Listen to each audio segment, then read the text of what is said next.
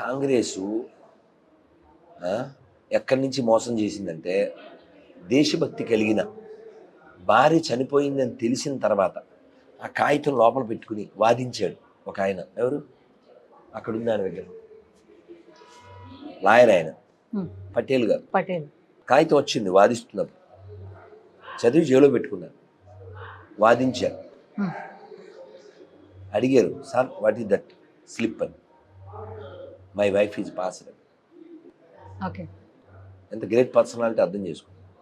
చాలా దౌర్భాగ్యం ఏంటంటే, ఈ క్యారెక్టర్లెస్ ఫెలోస్ చివరి గాంధీ అని తగిలించుకుని దేశాన్ని దోచుకున్నారు. కానీ పటేల్ ఇంట్లోంచి ఎవరైనా నాయకులు వచ్చారా? వాళ్ళ పిల్లలకి అన్నం ఉందా? వీడు చీచిగాడు ఆయన సోమనాథ్ గుడి కడతానంటే ఎందుకు కట్టద్దన్నాడు.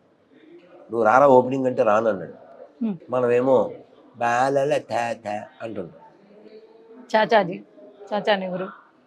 అలా ఎవరైనా చిల్డ్రన్స్ డే చేయాలనుకుంటే అబ్దుల్ కలాం పేరు మీద చేయాలి.